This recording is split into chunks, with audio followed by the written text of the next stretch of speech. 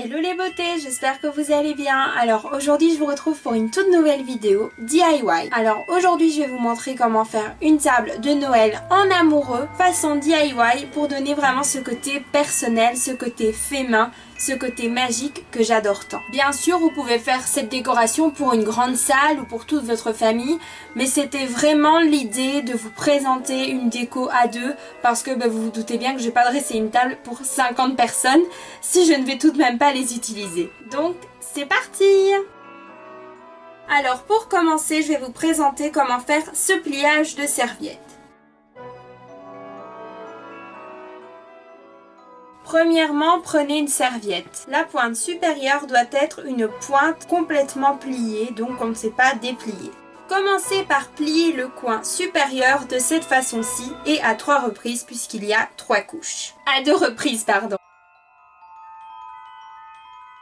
Ensuite, retournez votre futur sapin et pliez-le pour qu'il y ait une pointe en haut et une pointe en bas. Une fois que c'est fait, retournez votre serviette. Pliez chaque pointe retombante vers le dessus et encastrez-les les unes dans les autres.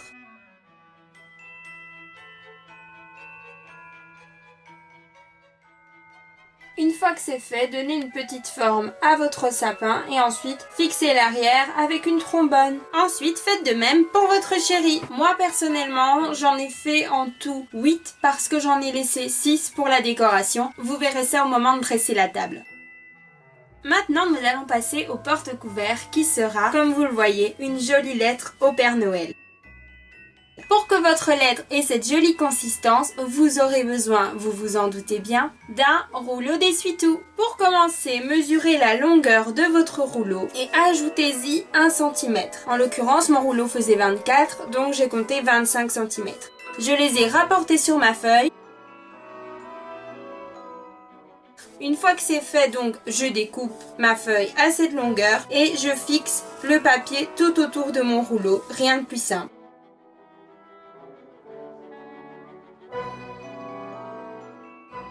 Bien sûr, pour finir, je vais faire une jolie petite étiquette Letter to Santa. Pour ça, vous aurez tout simplement besoin d'une feuille rouge. Ma petite étiquette fait 4,5 sur 8 cm. Pour que ça donne un petit côté moins strict, j'ai coupé les bords de façon brute. J'écris donc Letter to Santa. Et bien sûr, je fais un petit trou avec ma perforatrice pour pouvoir y enfiler le joli ruban rouge.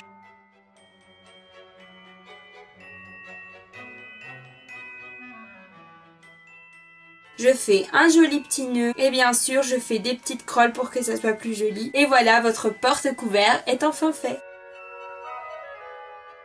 Maintenant les filles, passons au troisième DIY et pour cela vous aurez besoin du super glamour rouleau papier toilette. Alors en fait le but de ce DIY c'est de créer un petit cadeau où vous allez glisser un petit mot à l'intérieur pour votre chéri. Pour cela, vous allez commencer par peindre le rouleau papier toilette. Moi, j'ai choisi du rouge et du vert parce que je trouve que c'est les Christmas colors.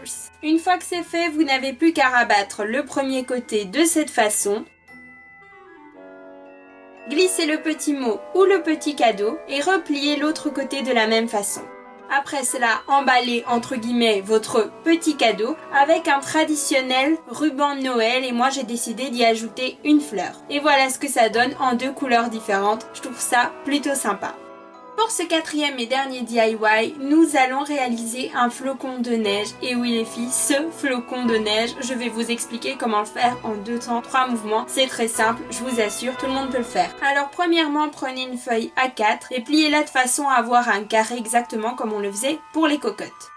Une fois que c'est fait, tracez une ligne approximative ou tout simplement découpez directement votre carré et pliez-le en 2 au niveau de la médiane. Pas de la diagonale, parce que là on était vraiment sur une diagonale. Là, pliez-le de façon médiane.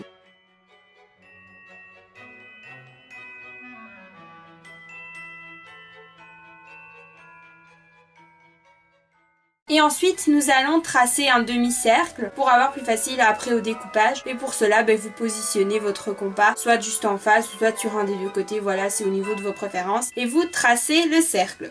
Une fois que c'est fait, vous pouvez découper votre demi-cercle. Munissez-vous ensuite d'une équerre, faites des petits traits à 60 et 120 degrés et tracez des lignes.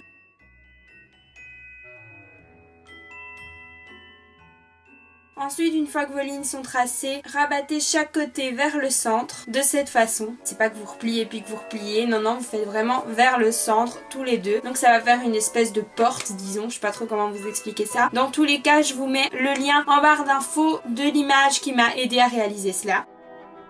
Une fois que vous avez plié ça, donc maintenant ce sera plié en 6 entre guillemets, pliez donc ceci encore en 2 de façon traditionnelle, on va pas trop se casser la tête. Il est important que vous fassiez un petit trait.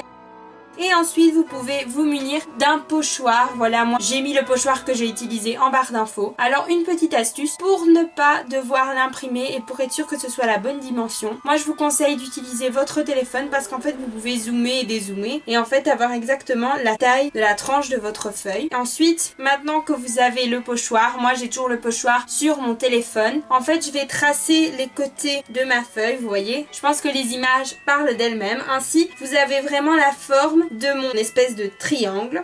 Et maintenant, je n'ai plus qu'à décalquer sur le téléphone l'image du flocon.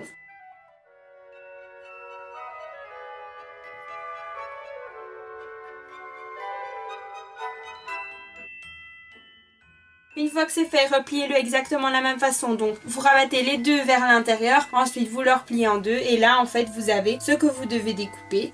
Maintenant, il ne vous reste plus qu'à découper. Soyez minutieuse et alors je vais vous dire aussi, quand vous tracez votre flocon, vous n'êtes pas obligé d'avoir des lignes vraiment parfaites de toute façon, puisque le ciseau fera des lignes assez droites, donc pas besoin de se casser la tête, même si ça tremblote, c'est pas grave. Pas besoin de faire ça à la latte, quoi.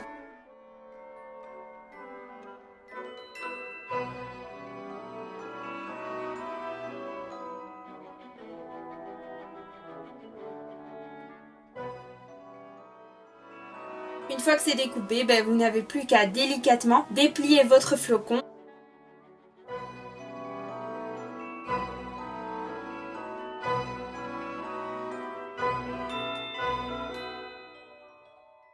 Et voilà le résultat. Et oui les filles, moi aussi j'étais impressionnée la première fois que j'ai fait ça.